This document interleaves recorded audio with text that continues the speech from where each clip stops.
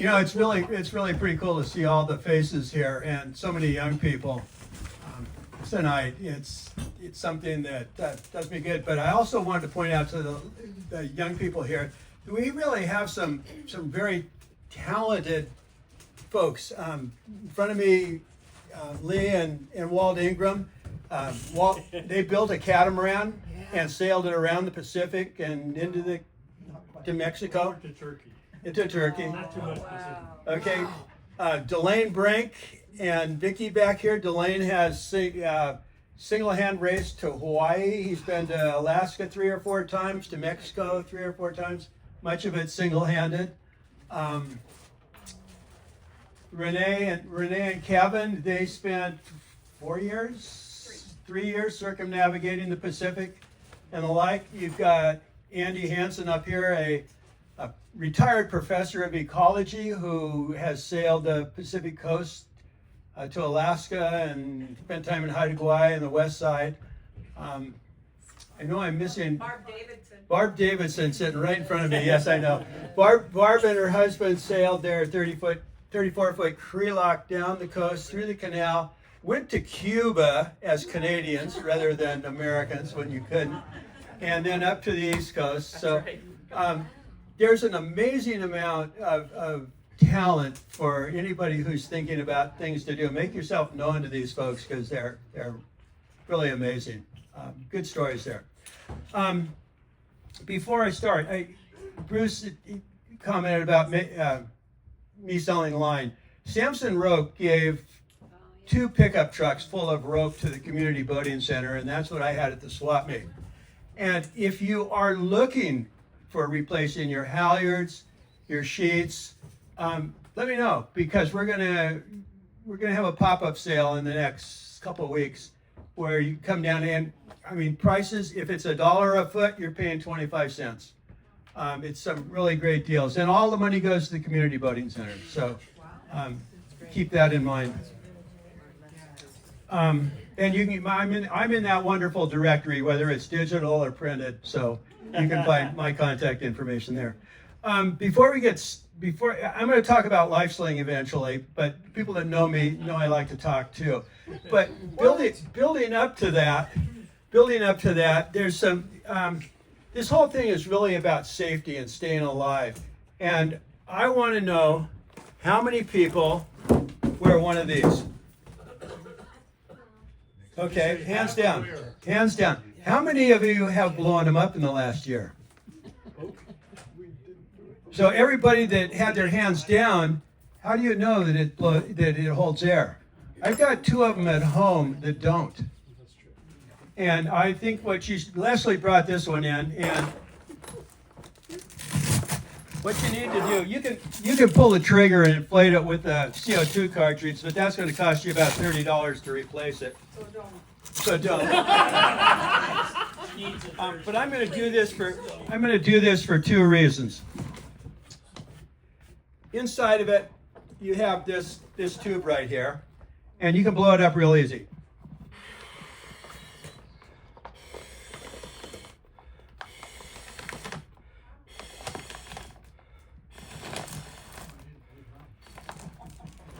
If besides just making sure that it's going to hold air, put it on. It's really quite claustrophobic, and once you know that what it feels like, think about if you have to be in the life sling with one of these on.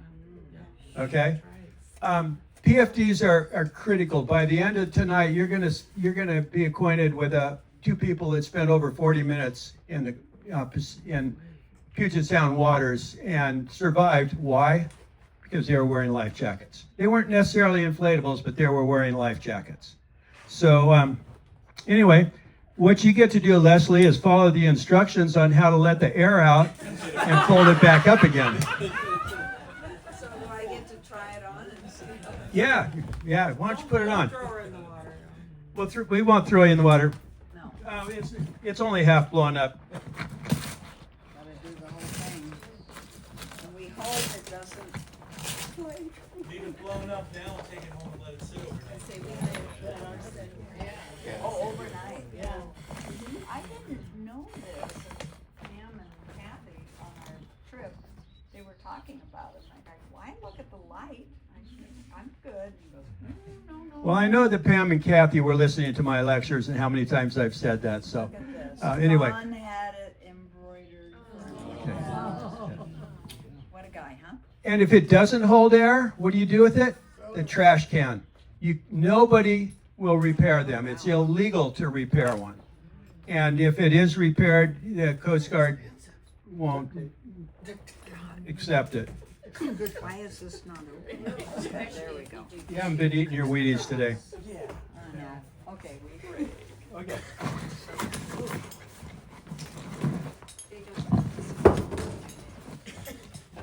Over your head. Don't mess my hair Put your up. hands up. Put your hands up. Inside. There you go. No, just over here. Over here. This looks too. Oh God! I don't want to ever have this happen. That's why you want to be wearing it.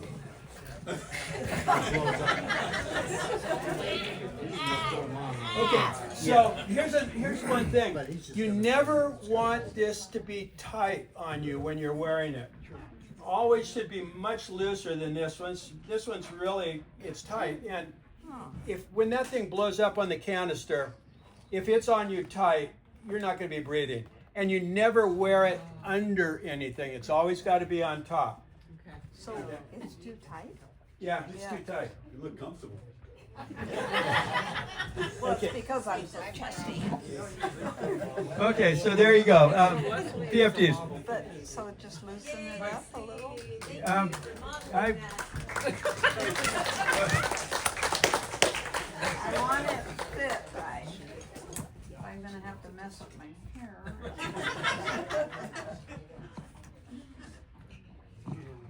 I should be playing Staying Alive right now.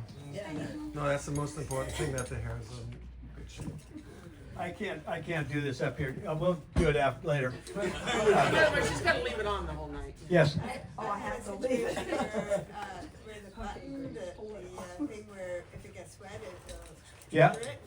Well, it had gotten wet a little bit over here, jammed, but it still showed green light. Yeah. So when I opened it up, I found out that it was all green inside, like what do you call that?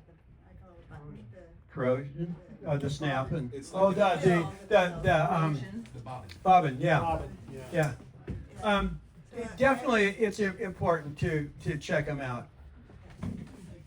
Keep it short, George. I will. So like you said though, every year you should be blowing it up. And if it has a bobbin, if it's not a hammer inflation, you should replace that bobbin every year. Yeah. And unscrew the cartridge and look at it to make sure that it hasn't been punctured and put back in again.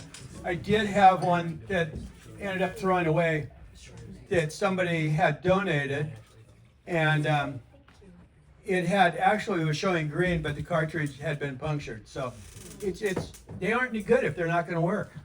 So the bobbin, he said bobbin. I'll show you that later. Whole nother class. It's a little. It looks. If you've ever used a sewing machine, you know that underneath the needle you got a bobbin that adds thread in it. It looks just like that. It's filled up with a substance that looks like aspirin, and when it gets wet, it melts and it allows the spring to push up and a pin into the cartridge and let it go off. So there's two types of PFDs. One of them is like that. It has the bobbin. The other is a hydrostatic, and the hydrostatic, once it goes to like 0.3 atmospheres under the water, it'll go off. About $30 to replace the CO2 cartridge with the bobbin, and more like $85 to replace a hydrostatic if it goes off. But most importantly, wear one. And the crotch strap. Yeah, well, yeah. I was going to come to that later on in here. But if you can get one with a crotch strap, it's really important because that'll keep it from going back over your head or you sinking out from underneath it. That's right.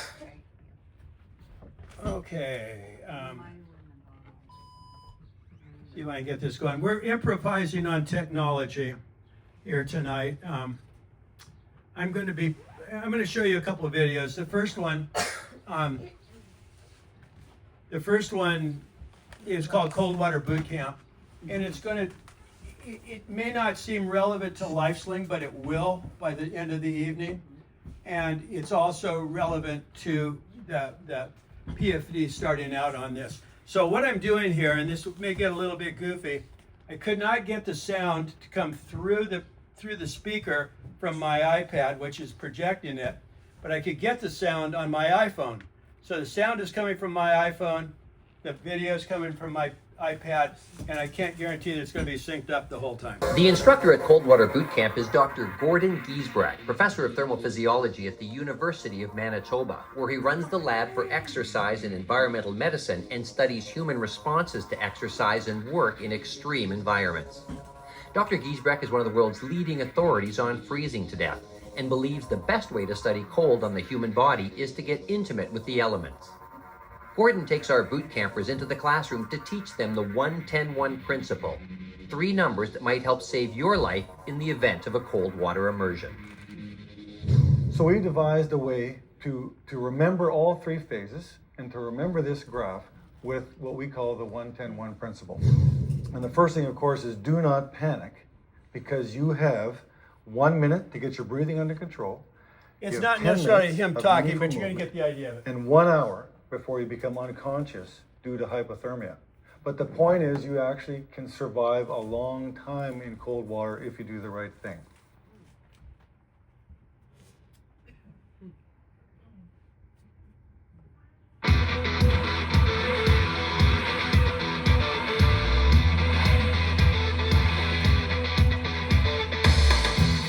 Nine volunteers, 7-degree water. This is Cold Water Boot Camp.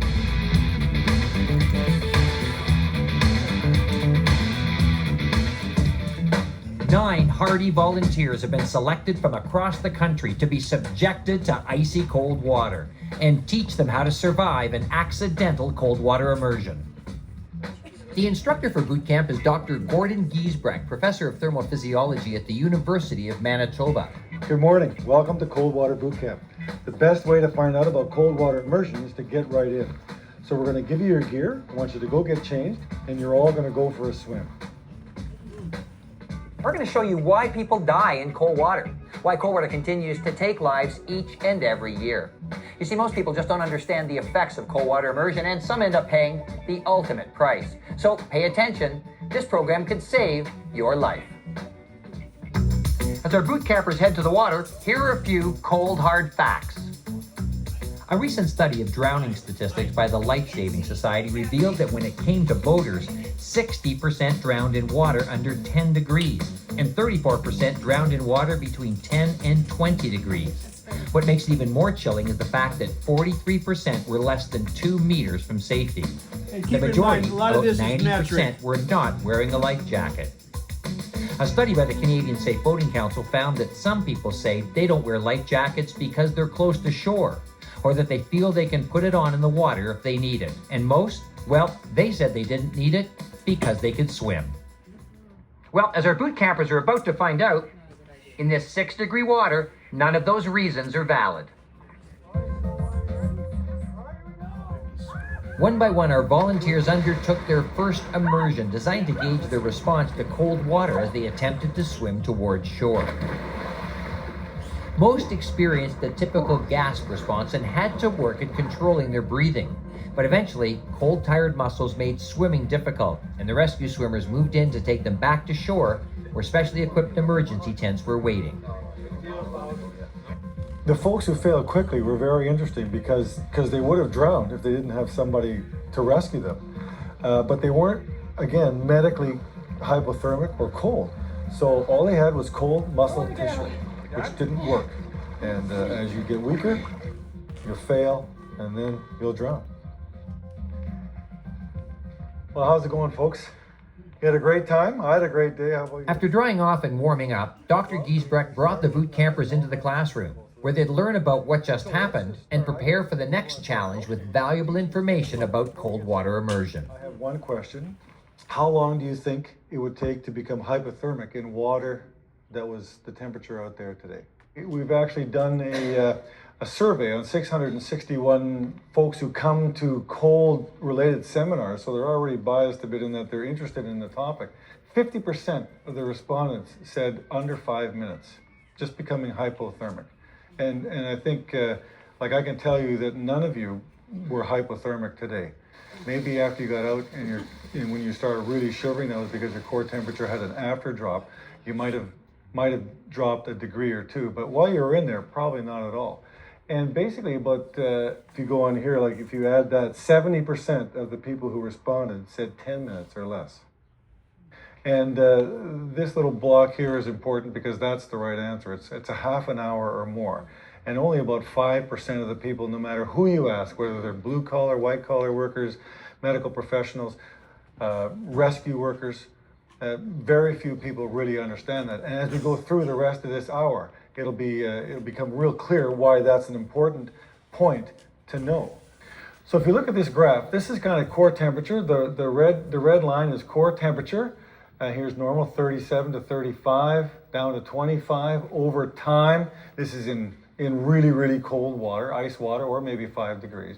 And you can see that if you're in the water, the temperature, of course, will drop. And around 30 degrees Celsius core temperature is when you stop shivering. And most of you are shivering pretty intently today. But just losing consciousness is not what causes you to die from hypothermia. It's cardiac arrest. And the heart temperature has to get down around 25 to 28 degrees before the heart will actually stop. So we devised a way to remember all 3 phases and to remember this graph with what we call the 1-10-1 principle. And the first thing, of course, is do not panic, because you have 1 minute to get your breathing under control. You have 10 minutes of meaningful movement and 1 hour before you become unconscious due to hypothermia. Now, this is in ice water, so if it's 5 degrees like you're in today, these numbers will be a little bit longer. But the point is you actually can survive a long time in cold water if you had a PFD on. So the 1-10-1 principle, the first part of that is you have 1 minute to get your breathing under control. So regarding the cold shock responses, consider these following things. First of all, do not panic. And the other thing is focus on surviving the first minute by getting control of your breathing. So the second effect, cold incapacitation. It's just muscle and nerve cells, as they get colder, they work less and less. And once that happens, you need to prepare for the eventuality that you will not be able to do anything for yourself. So how can you minimize cold incapacitation? Obviously, don't fall in the water. Get out of the water as quickly as you can if you are in there. If you can't, then you want to get as much of your body out of the water as possible, like holding onto an overturned boat or sitting in an upright boat that even if it's underwater, it can still keep much of your body out of the water if you're sitting on there. Maybe you would want to attach yourself to something that is floating, whatever, because as you get colder, you will get weaker and eventually you won't be able to do anything.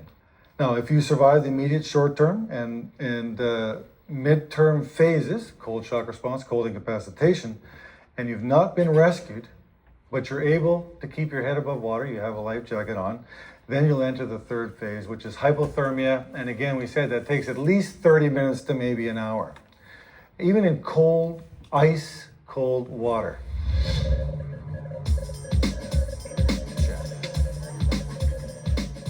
An excuse many people use for not wearing a life jacket is if they ever ended up in the water, they could put one on.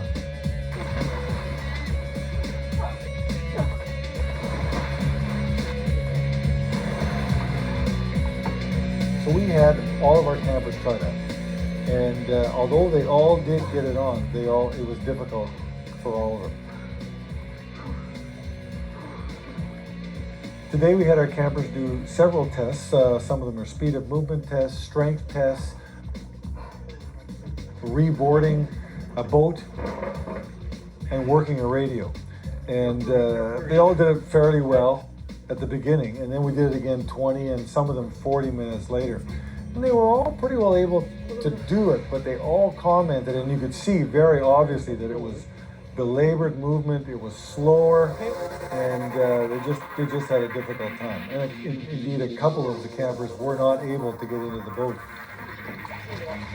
Two of our volunteers, Eric and Antoine, remained in the cold water to experience mild hypothermia. And after about an hour, the signs were clear and rescue teams swung into action. Eric had spent almost 1 hour in the water, and when he was finally returned to the dock, the temperature telemetry pill that Eric swallowed before his immersion showed a core temperature drop of just over 1 degree Celsius. Eric was packed and taken to the rewarming tent to join his hypothermic partner, Antoine. After 53 minutes in the water, Antoine's slimmer body mass experienced a greater drop of about 2.5 degrees Celsius during his swim. We did another interesting comparison today. We took Ryan and Chris and Alice out, and Chris and Alice wore life jackets and Ryan didn't, and they kind of swam together. Ryan started off stronger than his first swim, with Alice and Chris in their life jackets following closely behind. But after a short time, it became obvious that Ryan was weakening rapidly, and he was rescued from the 6-degree water. Alice was still floating, but unable to go any further and gladly returned to the boats. However, the point was made that with flotation, she would have been able to survive much longer through to unconsciousness from hypothermia and eventual rescue. In contrast to his first 2.5-minute swim, Chris was able to control his breathing and swim confidently towards shore, covering quite a distance in the 23 minutes before being brought aboard. I think Cold Water Boot Camp has really demonstrated the 3 phases of cold water immersion. We saw lots of the cold shock, we saw lots of cold incapacitation, and we had 2 people go to hypothermia. And it took a long time to get them hypothermic. So it kind of just reinforces the 1-10-1 principle. You have 1 minute to get your breathing under control. Do not panic. You have 10 minutes or maybe 20 in this kind of water of meaningful movement. And then you have an hour, or in this case, maybe 2 hours before you become unconscious due to hypothermia. And of course, you only get to that point if you have a life jacket on. If you don't have flotation, then you will definitely die in the first 2 phases. But when you do that, you'll be perfectly normothermic. I'm going to share my story for sure and emphasize with family, friends, and colleagues. If they experienced what I experienced this weekend, they would never, ever, ever think twice. Never think twice about wearing their life jacket. Wear your life jacket. Don't go boating alone. Don't go anywhere near cold water alone, for that matter. And just try to prepare for whatever's going to happen, because it could happen. When it comes to cold water, preparation and prevention are the keys. Try to prevent falling into cold water, but prepare in case you do with simple things like knowing how to rescue yourself or how to call for help. Knowing what to do in those first few critical minutes can mean the difference between you becoming a statistic or a survivor. And the message, well, it's clear. No matter your age, level of fitness, or ability to swim, the best way to stay safe on the water, any water, is to wear your life jacket. Point taken. Make sure it doesn't straight away. So what'd you learn from that? Wear your life. So Pam, I know you know metric better than any of us. How cold was that water that they were talking about? I think it was. In Fahrenheit, that would have been 10 to 50 degrees. 10 degrees? No, they were saying What 5 to temperature 7 was it? degrees. Seven? Yeah, Double it, add 32 and take 10%. yeah. So yeah, they're talking in around, I think right around 40 degrees. So what's the temperature in Puget Sound? Pretty much average all year round? About 50 degrees, average. So they were a little bit colder, and things are going to kick in a little bit faster. But the most important thing, 2 most important things out of this to me, one obviously was wear a life jacket. Second was that 1-10-1 rule. And there's a lot, if you jump in this cold water, I mean, this guy's been sitting in, he goes and sits in it for 10 minutes at a time. But if you fall off a boat, you're going to gasp right away, and that's going to be the hardest thing on you. Once again, a life jacket, if you're sitting there coughing and you don't have muscle control, life jacket's going to help you. Then you got 10 minutes before you start losing small motor functions. The longer version of this, they actually gave them radios and cell phones and tried to use them. They couldn't use them. And then you saw them try to get back into boats and climbing ladders. Those things don't work really well either. So the answer is, what I want to talk about tonight is Lifesling. And this PDF will be put online and you can follow it back. And there's some links to a video. But out of respect for time and the like, I'm going to skip that video and just kind of walk through this myself and hope that those of you that can will make the demo on Saturday, which, by the way, we still have some openings in it for people that want to come down. So it's no cost. Sign up. We're at gate 12 from 10 to 2 on Saturday. And we'll be setting up on 5 boats, how to set up the Lifesling. And every boat's going to be a little bit different as you're going to see and think about your boat. So we've got some diversity there from 27, Santa Cruz 27 to my Islander 36. So you'll get to see some different things in there.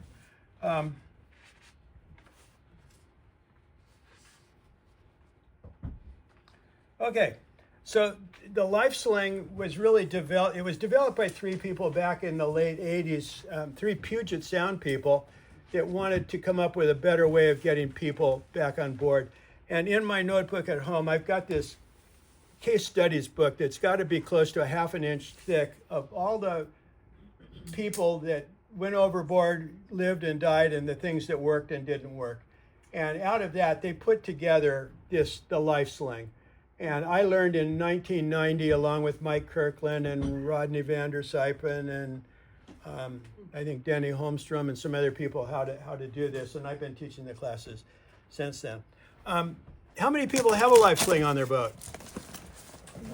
Okay. How many of you that have a Lifesling on your boat have never opened it up and looked at it? Okay. A couple things are going to happen when you open it up and you pull it out. And this one is probably getting on 30 years old. This is the Lifesling. And it's attached to about 75 feet of yellow floating propylene line, and it's going to be secured to your boat somewhere. Obviously, it's not now because I couldn't bring the boat with me. There's a great big amount of loop in here so that this thing can open up quite a ways, and you can get it over that nice fat PFD. But it's that big because it's going to be part of the lifting mechanism. And so this was designed, I think the idea came from the old helicopter lifts where they put you in a sling and lift you up like this. It's not the most comfortable thing in the world. And when you've got that big life jacket on there, you're just going to it's going to be uncomfortable. But you're going to survive. You're going to be grateful. So this is the Lifesling. And by itself, it's a nice tool for going and getting back to the person and getting them up to the side of the boat. But its use by itself ends there. Okay? And one of the things, the point they made in the movie, if you don't have the second part of this, pull the person up beside the boat, get them as far out of the water as you can and tie them off and get on the radio on Mayday. And it is a Mayday. It's a life-threatening emergency. And the Coast Guard will probably get there in between 20 and 40 minutes, and hopefully some other boat will be around there to help you get them back on board. So the second part of the Lifesling is a block and tackle. And how many of you that have a Lifesling on your boat do not have a block and tackle? Go get one, make one, whatever. I make them up. I go to swap meet and buy blocks and go see Mike Reed about some good cheap line. There's 50 feet of, I think this is 7/16 on here. It's a little bit of overkill. It works, it's set up for my boat, which is an Islander 36.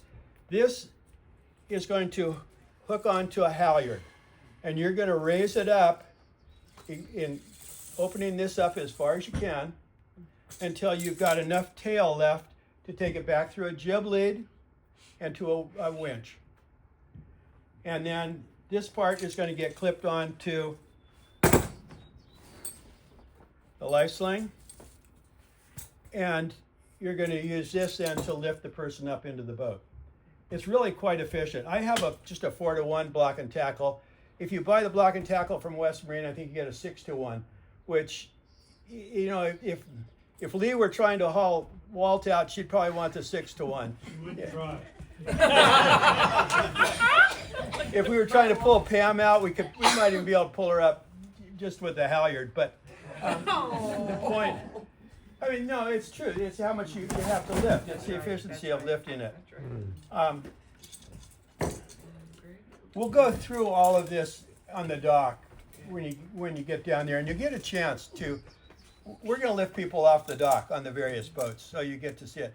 But keep in mind, this has got to go high enough up so that when this is attached to here, it's going to lift the person up over the lifeline and into the boat.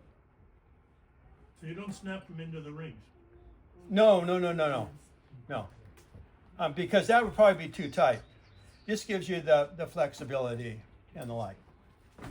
I suppose you could. It probably would work, but the idea was designed to put it together like this. And then, like I said, the lazy end, the bitter end goes back through a jib lead. It goes back through the jib lead and then to your winch, and you get the drawing there of how it used to lift up. Unless you have an easy stern entry boat, right? You would take them through the stern. If you got a stern entry boat, I'd like to try that on your boat. Keep in mind, this is attached to a halyard. The halyard's up probably 2/3 of the way forward on your boat, so using it to get them up over the stern.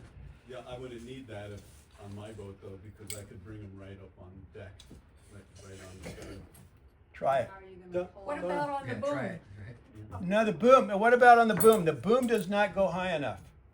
The boom will not go high enough in most boats to do it. It's got to go to a halyard.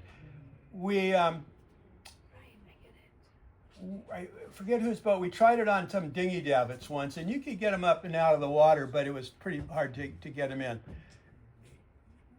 At the end, I'm going to show you the video of the rescue off of Possession Point last week. And to get people in over the transom in bumpy water, it took 3 or 4 people to pull on them, to get them up.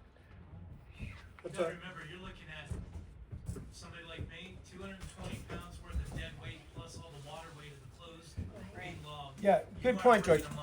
You know, we don't go out there in shorts and t-shirts very often in the summer, and likely you're going to fall off wearing fleece, and you're going to maybe have your boots on and some fleece pant Levi's. You're going to probably put another 25-30% of your weight back on. So the block and tackle is really important. And I'm going to run through this process here in just a second. Yes. A question.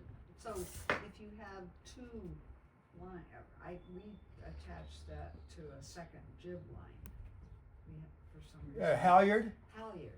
Yeah, you're going to attach this. This is, and typically you use the main halyard.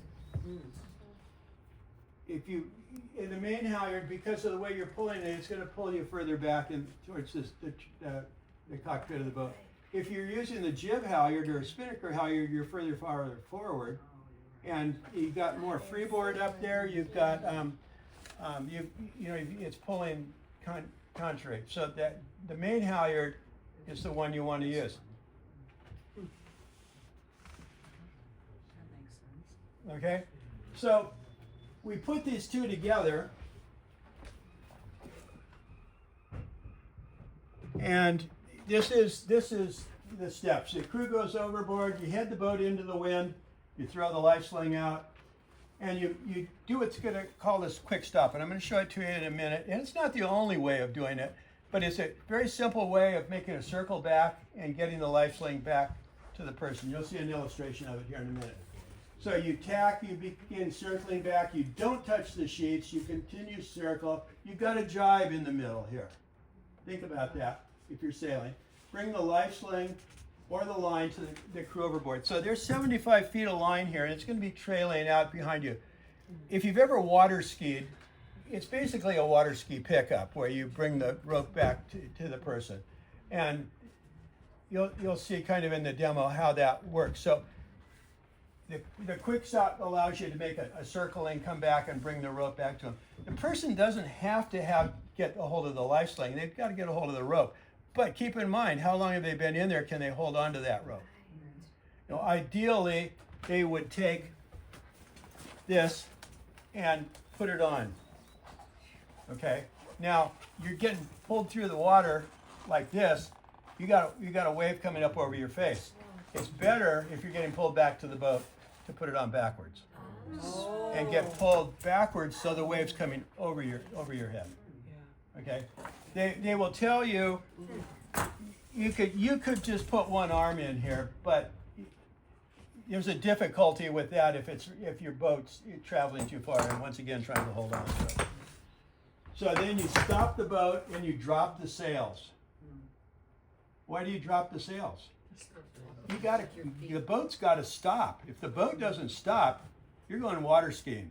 Actually, probably more like underwater skiing.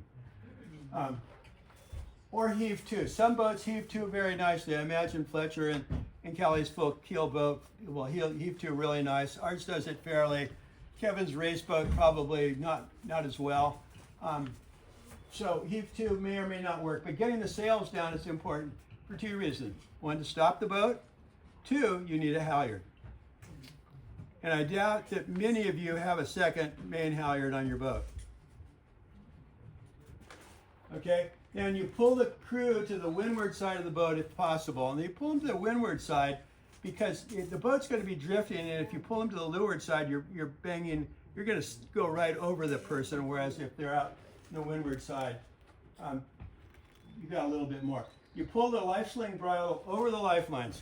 So I haven't hooked this up yet. I grab the person's there, I grab the bridle and I pull it up over the lifelines. What happens if you pull it under the lifelines? You'll never get the person on the boat.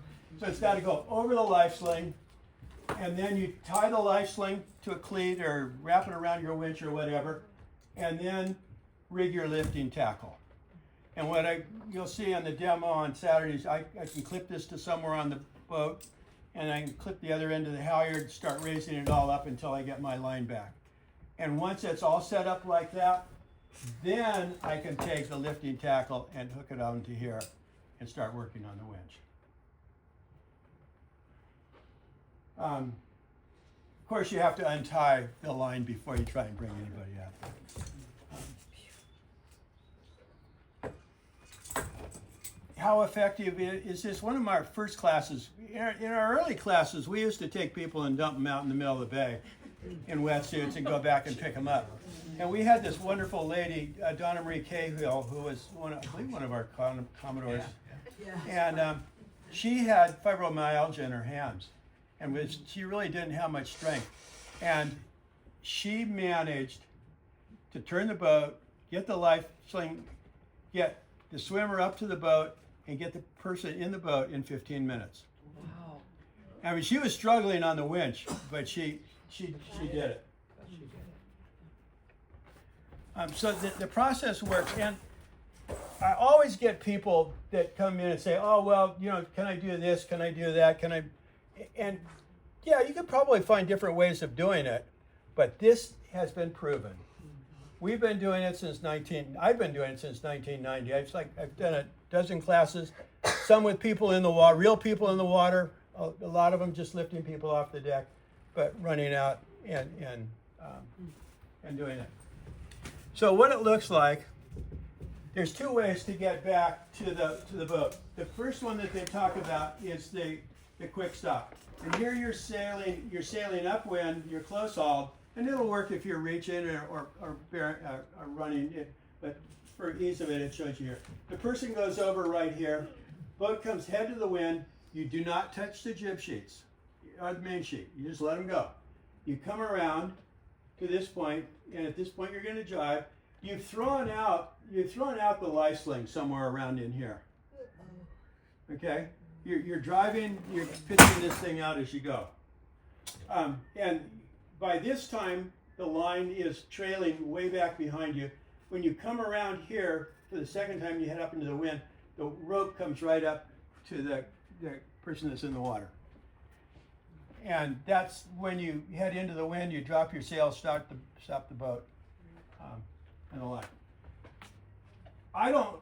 This one kind of concerns me a little bit because there's a jibe in the middle of it. And if it's windy at all, that could be pretty traumatic on the person or the boat. Mike, would you turn the engine on at some point? Okay, hold on to that question. The other way is what's called a figure eight, and this is what we've been teaching in ASA for quite a few years.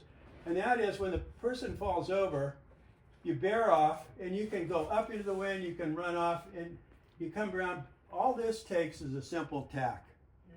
Once again, you don't touch the sheets. You're throwing the buoy out here, and you go around. It's a little more complex maneuver in that you've got to, in your head, see where this figure eight's happening.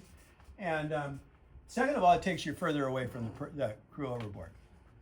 So if it's just two of you on board, I would probably be more inclined to stick with the crew overboard, with the quick stop, because you're closer by, you can see the person. If you got a crew on the boat, if there's more than one person left on the boat, what's the one thing you want that second person to do?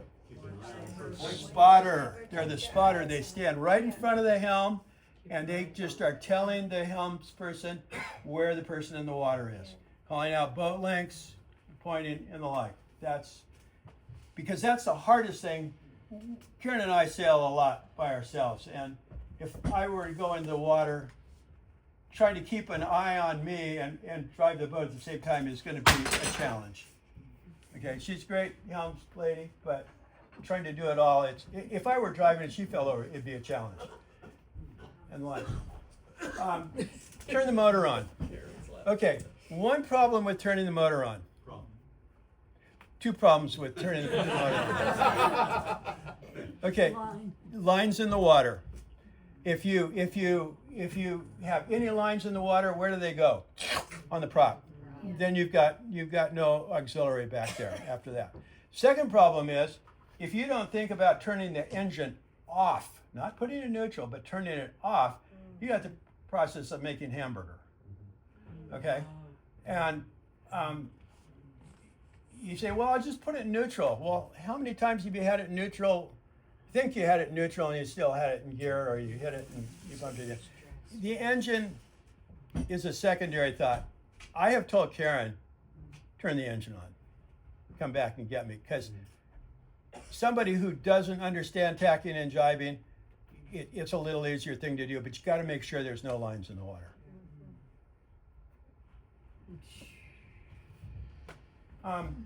In the handout, there's common problems. Towing is probably the biggest problem of all. And as you'll see in the last video, if the boat is moving it more than a knot, you're pulling somebody underwater. Okay, so it becomes really important to stop the boat.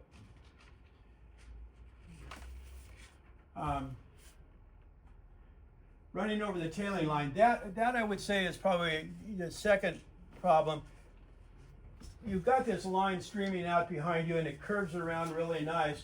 You stop the boat, and if you stop the boat too much turned over, you can drift right back on the line, and then you got kind of a mess.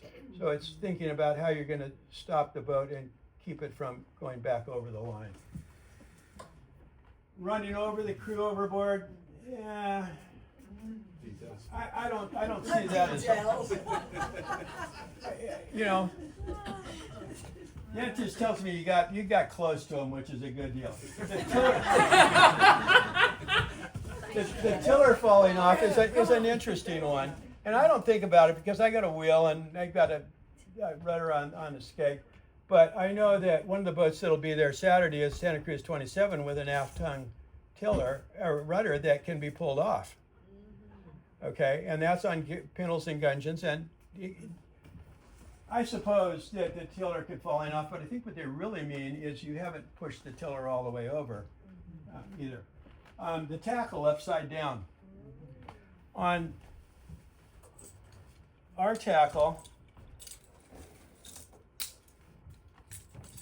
what do you see about this one? Okay, and this one. The red one, the shackle that we use on our halyard, has same red tape on it. The halyard is on our halyard winches are on the mast, and that one's marked in red also. And it's got a red spot where you can tell you how to stop it. So marking it is really, it helps. Twisting the tackle. I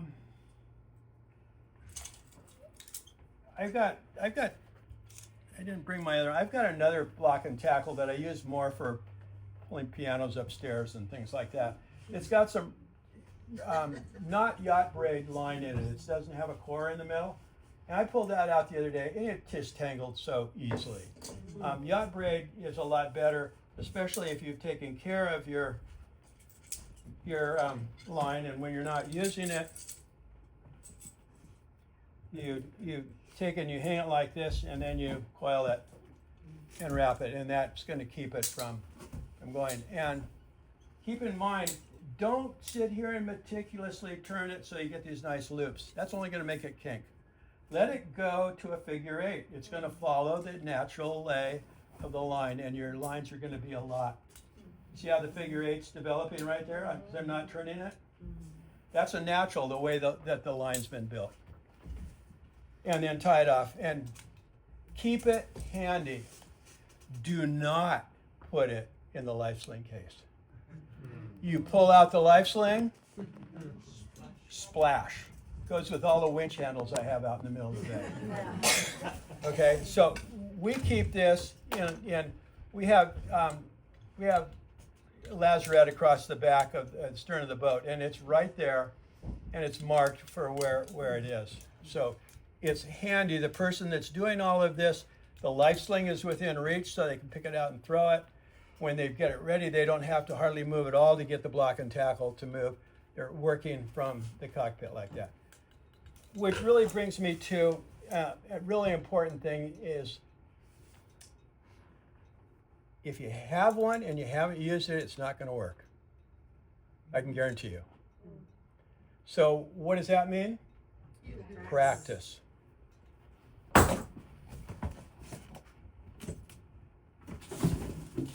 Make one of these and take it out in the middle of the bay.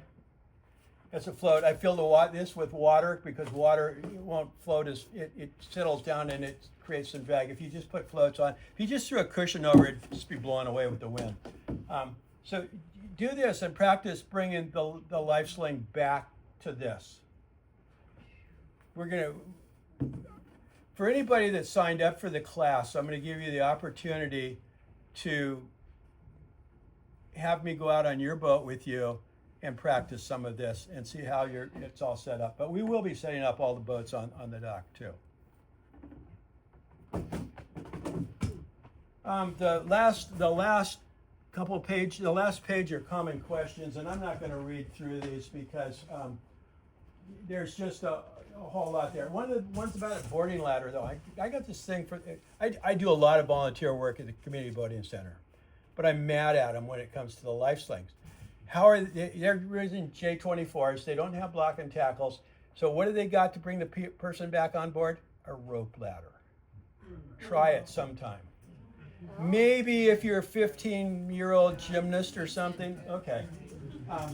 Boarding ladders, and keep in mind, 10 minutes into it, you've lost control. Using another halyard, yeah, you could use this. People would argue, well, a spinnaker halyard works really well. And it probably does, but it's going to pull the person farther forward up the boat. I already get it up there. You worry about the main halyard jumping the sheave. It has not been reported that it has ever happened with the Lifesling, with this process. How about the winches big enough to eliminate the tackle? We did it out, probably 10 years ago, we did it right out in front of here, and there was a young lady. she said, "Oh, I could get it without the block and tackle." And sure enough, she got up there with the main, that winch, the hand on there, and she was able to lift him out, but she was sweating when she got done. It can be done. If you got an electric winch, boy, you got it made. Okay, I've been trying to figure out how to run it to our anchor windlass, but. And why not heave to instead of dropping sails? Heaving to, that's another thing you've got to practice. And if you haven't done it with your boat, it's a challenge. Dropping the sails, you know it's going to happen. Your boat's not going sailing anymore. What about if you have a racing boat that's just got slugs in the slots that always come down? So what if they all fall down on the deck? So what if they fall in the water? They're going on the leeward side of the boat. You got the crew overboard on the windward side of the boat. Just don't start the motor till you get it all up. Pole and the horseshoe. Yeah, I think the pole, like this next video I'm going to show you, you're going to see where the pole, a pole of sorts, helped them find the person. Yeah, that's okay, but that's just something else that you have to do. And with a crew, yeah, maybe it'll work. What do you do when the spinnaker's up? It takes a whole lot longer to do it, but you basically do the same thing. You have to drop the spinnaker, make your turn, and come back and around. Okay. Any questions so far? Okay, let's see if I can pull this one off. Okay, one question. So the person who's being hoisted has to be able to hold their arms down, or they'll slide right out of the life support. No. They could be almost unconscious the way this thing is designed. If they wanted to reach up and start waving like this, maybe so. But with your life jacket on and the way that thing pulls, this thing pulls tight on you, it's probably not going to happen. I've not seen any record of that happening. I suppose it could. Yes, yeah. What happened in the car I'm, it went behind the back and the person was back then, what there is screaming that we should put them back down. So what should we do? yeah. It's not perfect. Nothing's perfect in this world, and things, I won't get the vulgarity, but stuff happens. It doesn't always go the way that you plan on it. Practicing is the most important thing. So you don't need any sound on this because it's just background sound. The person that was filming this was on one of the Washington State ferries that had just left Edmonds when this Mayday came over, and the ferry positioned themselves upwind to knock down the waves to try and make this rescue a little bit easier. And a person standing on board who was a sailor and kind of knew what he was doing kind of filmed the whole thing. Now, I want you to watch this, and then let's talk about it when it's done.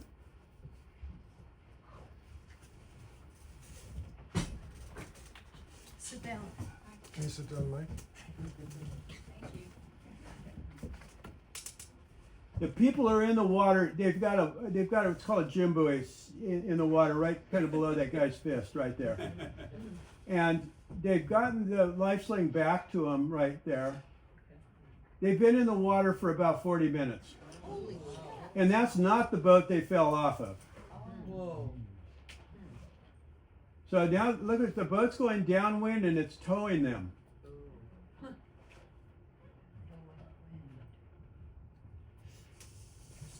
And he can't hold on too much. He can't hold on. That's just wind pushing them downwind, right? That's pushing them, wind pushing them downwind. So they had to let go. They have life jackets on. There's two people in the water there. We were on the ferry from Coupeville to Port Townsend that day, and it was a gale warning at the time. I think the wind was close to that when we were there. So here he comes around. Here they come around. And they're kind of doing this, well, we'll talk about it in a minute. They're doing it backwards because look where they're going. They're going to turn downwind. It's going to work for them, but they've got some issues there. So they get the rope to him right there, and look how close they are. They got close to him. Okay. Now they got the rope, and they're going to be pulling around. You haven't seen the Lifesling yet. It's still trailing back there. He does what's right here. They do what's right here and bring the boat head to wind. They must have been motoring though, because they had no sail to do that. Yeah, I think they probably were.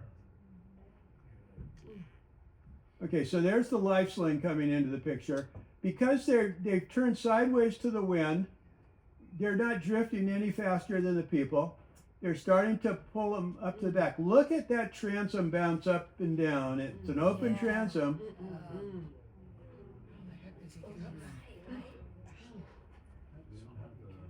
What are they holding on to? That's that gym buoy. It's actually a float, an inflatable float that they can throw over.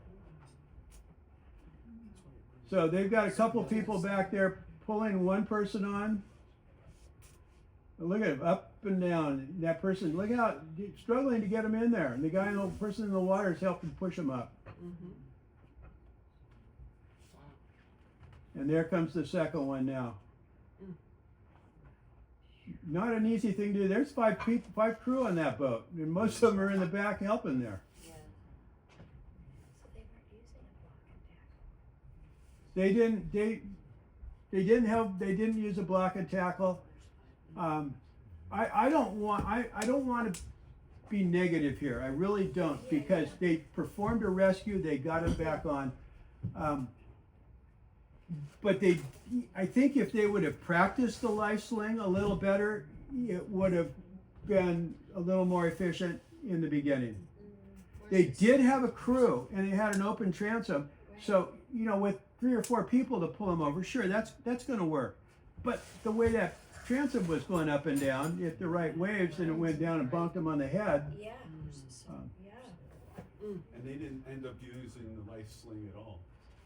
Oh yeah, they towed it. That's how they got the rope to him. But he They didn't put it on.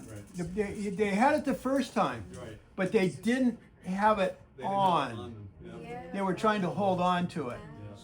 Okay. I don't want to go into all the details, but the boat they were on basically was flying a spinnaker downwind, plowed through a wave, possibly pitch poled, took out the whole stern pulpit, the head stay, and put 2 people into the water.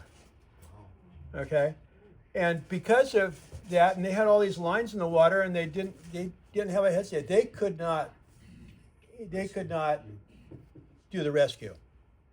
So they were on the radio, and that white boat was the next one to them, and they were the ones that came into it. There's a wonderful interview in 48 North, and you can search it up. That the lady there was a guy and a lady wrote it up and talked about her experiences in the water and what it felt like. The thing that really struck me, and after seeing Cold Water Boot Camp again tonight, she didn't realize how far towards hypothermia she had gone until everybody in the room started applauding because she started shivering again. She had gone past the shivering state. But she's, so you ask her what saved her life? The PFD. They gave her the flotation to stay there the whole time. And I really think that Lodos, that boat that rescued her, they deserve an awful lot of credit, as did that black boat that was there standing by too in case it was needed. I look at this and I think, gosh, if Karen and I were out like that and I fell overboard, there's not a whole lot that could be done. I think and I think that a lot of people will question whether they should have really been flying a spinnaker on that day. But that being said,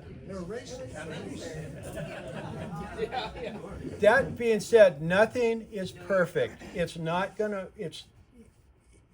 It may not work 100% of the time, but if you practice it, you'll have a much better chance of doing it. If you set your boat up right for it, you'll have a much better chance of doing it. Have you guys practiced?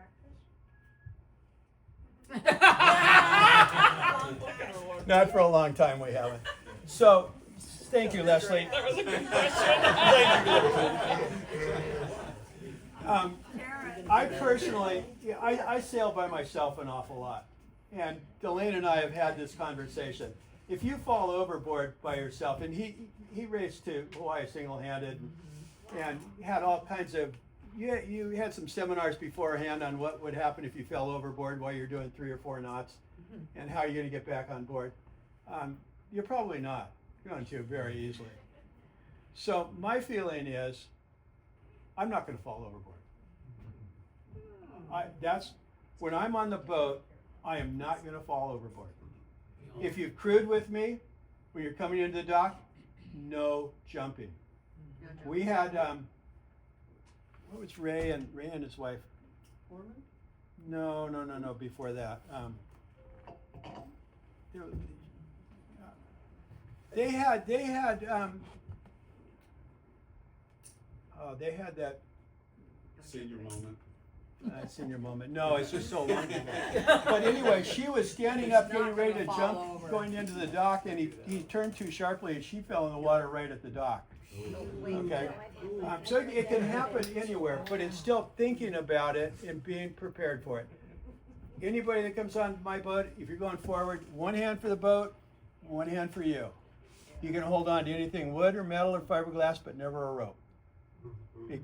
Or a line, excuse me. Once it's on the boat, it's a line. So think about that. And I'm helping Melanie set up her Santa Cruz 27 to do the Washington 360. And we were talking about where the jack lines go and how far you can go up with jack lines and the like. It's thinking about this. If we were, where would we have been? If we were in Port Townsend on that day and we know there's a gale blowing out there, well, it's time for another cup of coffee. Okay, we're staying put. I mean, what's the use in rushing back for a job if you're not going to get there? Period, ever. So, take. Accidents do happen. Right? The last time I fell off the boat, was in 1967. Wow, that was a good year. That was a good year. And I was surfing a catamaran, and my dog pushed me off, but that's another story. But my point is, you set up the boat and you think about it, you don't fall off. If you do fall off and accidents happen, know how to use your lifeline. Okay?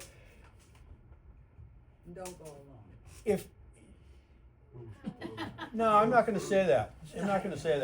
I think solo sailing is probably one of my purest enjoyments, is to just get out there and do it all. Not that I don't like Karen, it's just that I like it. Thank you, Karen. 53 years we've been sailing together. Where's I going with that? You are a godsend. What a woman. Anyway, He's really she could get the life sling out and she could get me back to the boat, I'm pretty sure. Could she rig it up? I think so. But if she couldn't, and it's been documented, it happened down in South Sound a few years back. The woman could get the guy up to the boat, she couldn't figure out the life tack. She tied him off to the boat, got on the radio, the Coast Guard was there, and he was rescued. Okay, tie him up to the boat, get him as high out of the water as you can, because where do you lose most of your heat from?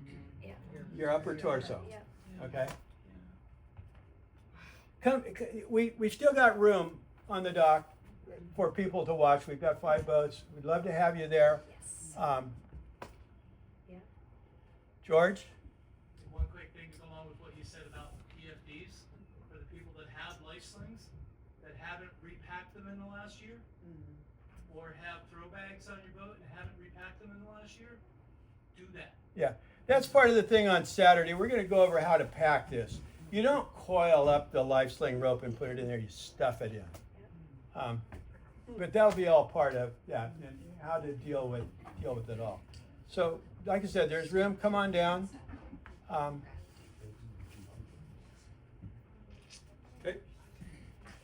Thanks. Almost made it.